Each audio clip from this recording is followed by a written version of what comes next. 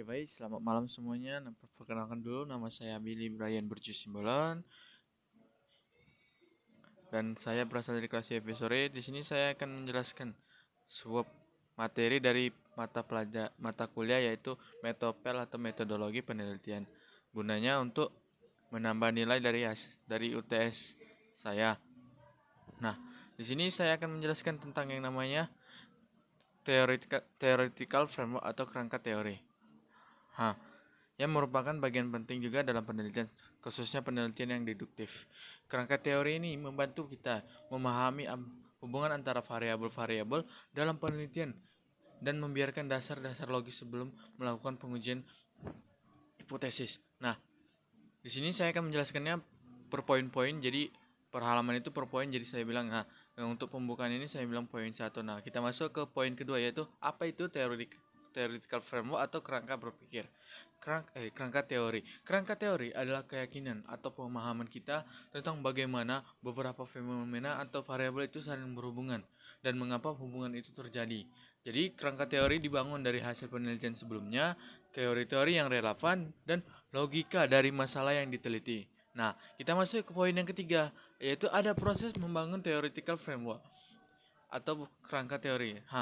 Ada 3 langkah utamanya, yaitu yang pertama, menjelaskan definisi dari setiap variabel atau konsep yang akan kita teliti. Nah, baru itu yang kedua, membuat model yang konseptual, biasanya itu berupa diagram. Nah, diagram ini kita bisa buat melalui biasanya Draw.io, Figma atau apalah gitu. Nah, untuk apa? Untuk menggambarkan hubungan antara variabel ini. Nah, baru itu yang ketiga, menjelaskan teori yang mendasari mengapa variabel-variabel ini berhubungan. Nah, kita masuk poin yang keempat, yaitu berhubungan dengan hipotesis. Setelah kerangka teori ini disusun, dari hubungan-hubungan itulah kita membuat hipotesis. Hipotesis ini nantinya diuji dengan analisa statistik untuk melihat apakah teori yang kita buat ini benar atau tidak. Kemudian yang poin kelima, apa itu variabel? Variabel adalah segala sesuatu yang nilainya bisa berubah. Misalnya, produksi 1 menit menghasilkan 1 barang. Menit berikutnya 5 barang. Absensi, hari ini 3 orang tidak hadir, besok 6 orang. Motivasi bisa rendah, sedang, atau tinggi. Jadi variabel ini harus bisa diukur supaya bisa dianalisis dalam penelitian. Nah, kemudian kita masuk ke poin yang keenam, ada ya namanya jenis-jenis variabel. Di dalam materi ini ada 4 jenis variabel utama. Yang pertama ada dependent variable, variabel utama yang ingin dijelaskan. Contohnya apa? Kepuasan, kinerja, minat beli. Baru itu yang kedua ada independent variable. Variabel yang mempengaruhi dari dependent variable yang awalnya.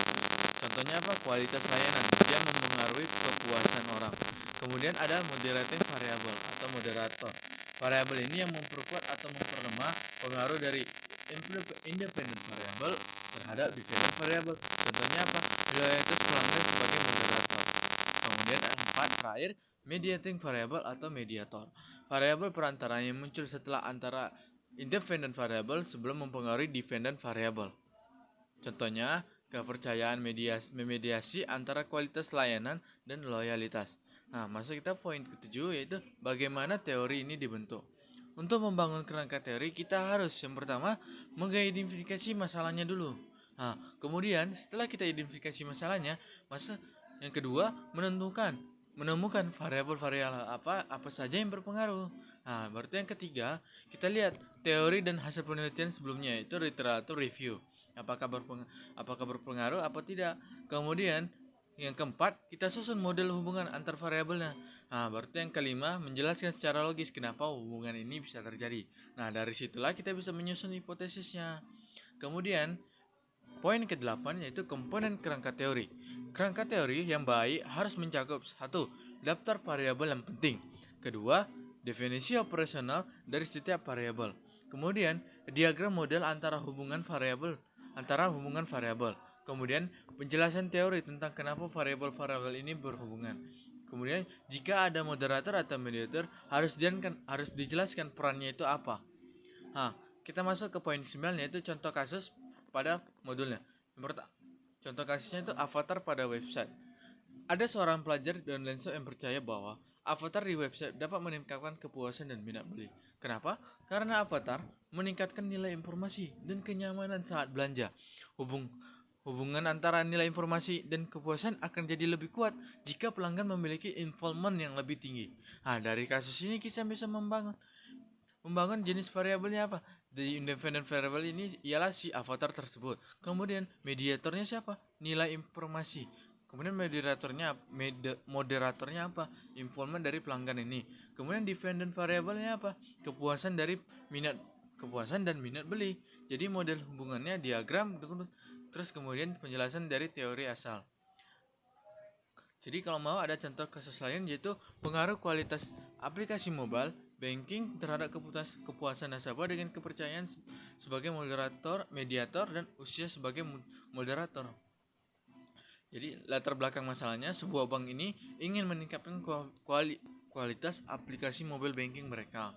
Nah, pihak manajemen percaya bahwa semakin baik kualitas aplikasi, semakin puas pula nasabahnya. Kemudian, namun pengaruh ini terjadi melalui kepercayaan nasabah terhadap keamanan aplikasi. Selain itu, usia pengguna juga mempengaruhi apakah kualitas aplikasi ini benar-benar berpengaruh atau pengaruh kuat atau tidak terhadap kepercayaannya. Nah, dari sini kita bisa tahu variabel penelitiannya apa, yaitu independent variabelnya, kualitas dari aplikasi mobile banking, kecepatan, kemudahan, fitur lengkap, dan tampilan yang menarik.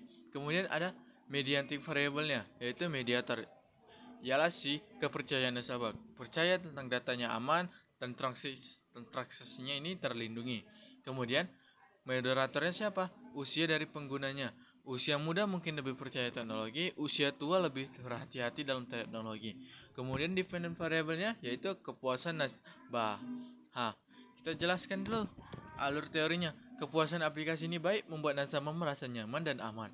Ketika nasabah merasa aman, muncullah kepercayaan pada aplikasi kita. Nah, kepercayaan ini berpengaruh besar antara kualitas dan kepercayaan. Pengguna muda mungkin cepat percaya. Pengguna lebih tua butuh kualitas yang benar-benar baik untuk merasa percaya. Contoh hipotesisnya apa? H1, kualitas aplikasi berpengaruh positif terhadap kepuasan nasabah. H2, kualitas aplikasi berpengaruh positif terhadap kepercayaan nasabah.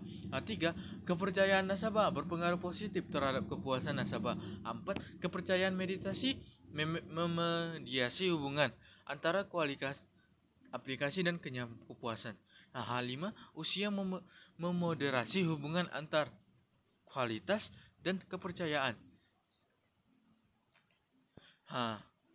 Itu saja contoh yang saya kasih. Jadi kesimpulannya, kerangka teori adalah fondasi dari penelitian deduktif. Tanpa kerangka teori yang jelas, penelitian menjadi tidak terarah dan hipotesis tidak bisa dibangun dengan baik atau disusun dengan baik.